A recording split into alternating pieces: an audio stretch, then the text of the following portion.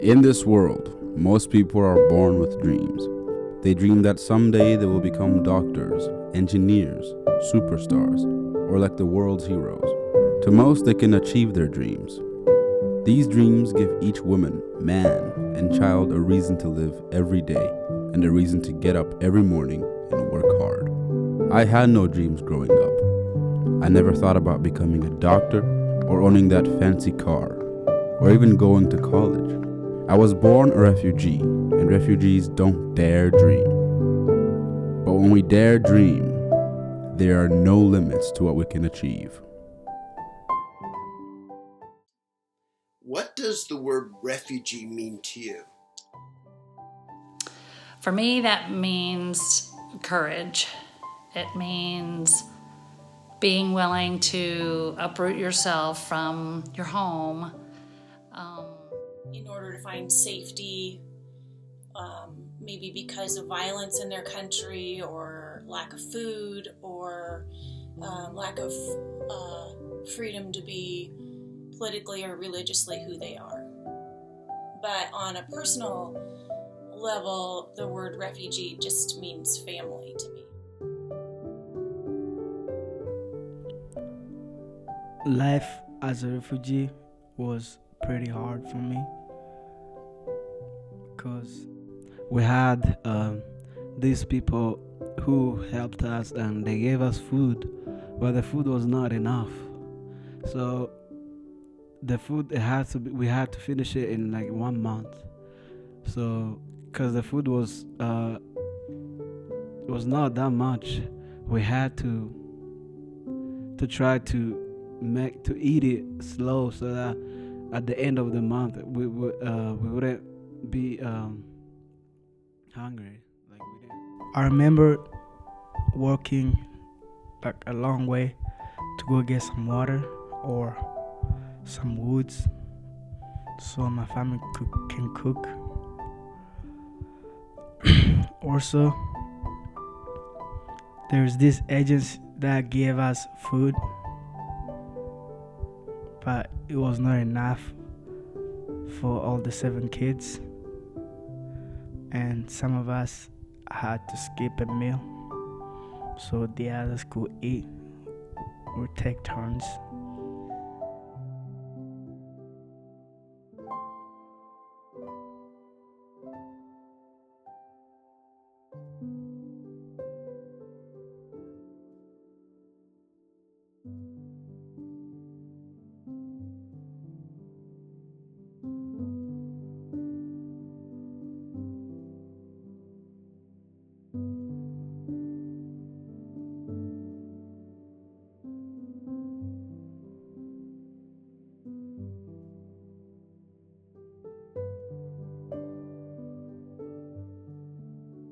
What other challenges have you seen your refugee friends experience?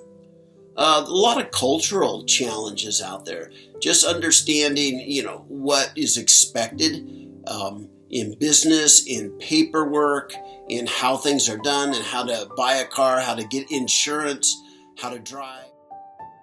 Struggles trying to stay in college while you're working full time as a 21-year-old trying to support your younger siblings. I've seen a lot of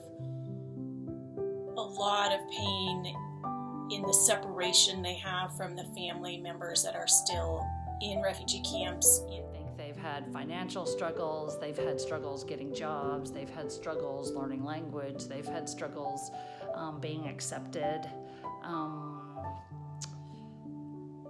And so I think the struggles are amazingly huge. Moms trying to earn enough money for the rent and also be a parent and get their kids to school on time when they have to be at work before school starts. Many, many things. So, my name is Celestin Daisova, and I am from Rwanda, Africa, from the refugee camp Kiziba. And I've been here 10 years now. We came here in 2011. We were the first from our family to ever come in America.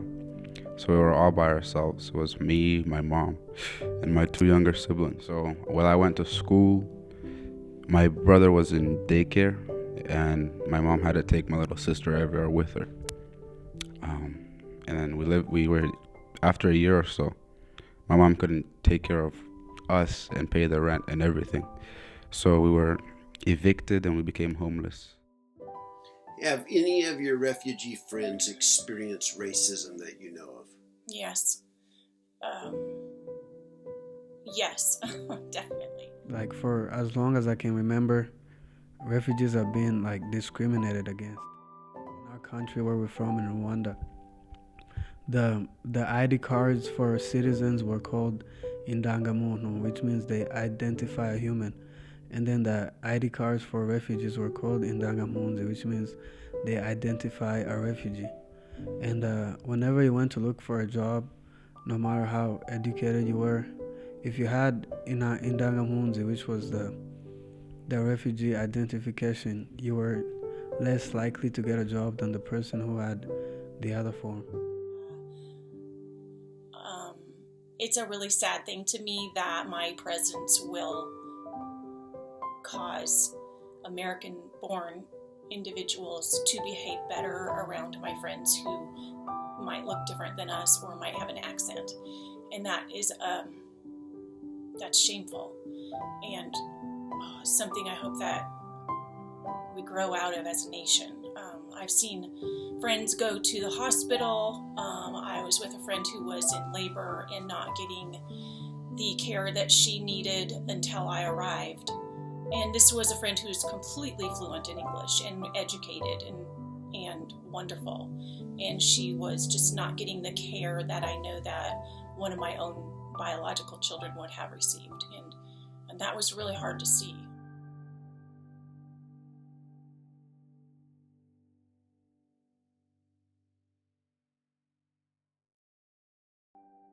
Now we live in a home and we have a backyard.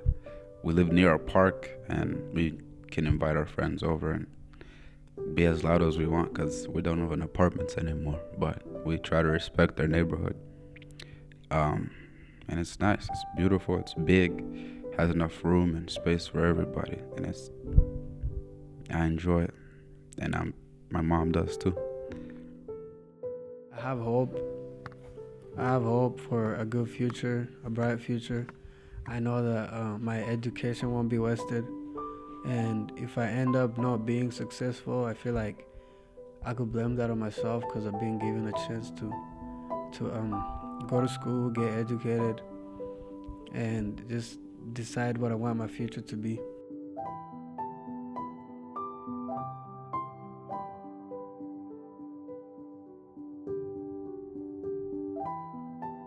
What advice would you give to people who haven't got a chance to know refugees personally?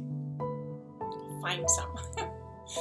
Lives are changed when we get to know each other, and prejudices are taken away when you know someone personally, and your life will be richer and more full of love, and you'll be really well fed.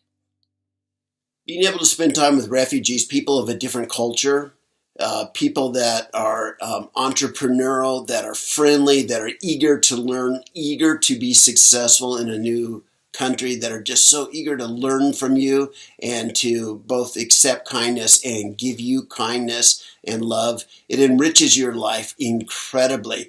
From a cultural experience, different kinds of foods, different kinds of festivals, different kinds of ceremonies. And it's just so joyful to be able to experience a part of the world that you've never been exposed to, yet they're here in your community and you can both enrich each other's lives because of each of your different backgrounds.